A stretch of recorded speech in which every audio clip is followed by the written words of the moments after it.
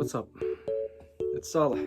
Today we're gonna be reading about a story about a carbon atom.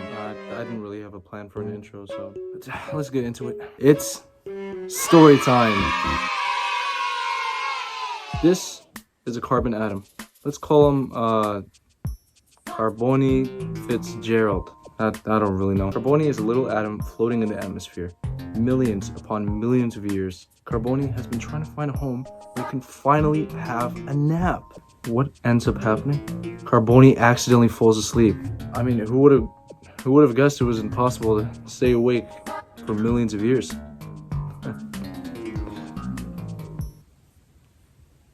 I'm really not funny. Carbone falls asleep and finds himself on a leaf. 359,200 and... Why do I do this one? 350,000 years later. Carbone immediately gets up from his scientifically impossible bed and somehow finds his way into a city named Carbonsburg. What's his goal now? My boy wants to have a family. I'm gonna break this chair. So he gets to work finding every carbon atom that looks female enough to reproduce with. Mind you, this is all fictional.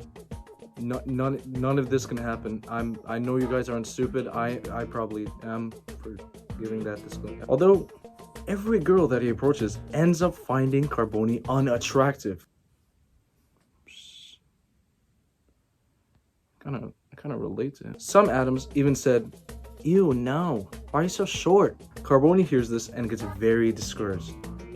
Until one day, Carbone bumps into someone. Speed this up. Let's just say that someone is a female carbon atom. And of course, let's just say it was love at first carbon bond.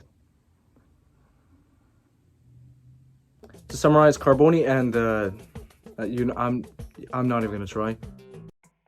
They end up getting into a relationship, getting married, and then bonding. They have, again, scientifically impossible children. Carbone actually ends up finding out that every second 3.5 million atoms that lives with him in Carbonsburg falls to a phenomenon in which a massive ray of light sheds onto his neighbors.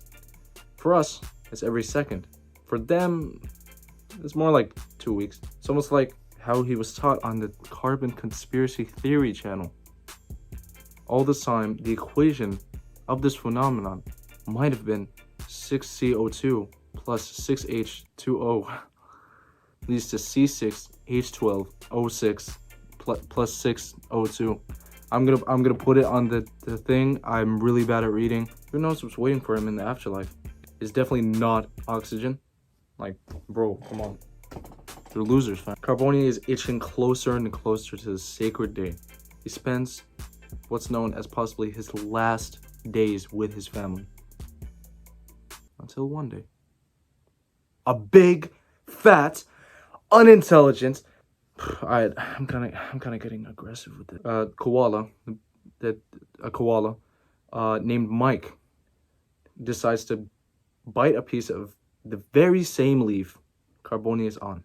And just like that, Carbone is taken down with him without his family. Carbone is now depressed. He is uninterested to remarry, and he soon finds out he might get lucky enough to release from this murderous koala named Mike through a process called cellular respiration. Cellular respiration. Yeah. He's also seen this on the National Carbon Graphic Channel. The formula for this cellular respiration is also C6H12O2 leads to 6CO2 plus 6H2O plus ATP. He might reunite with his family. Who knows?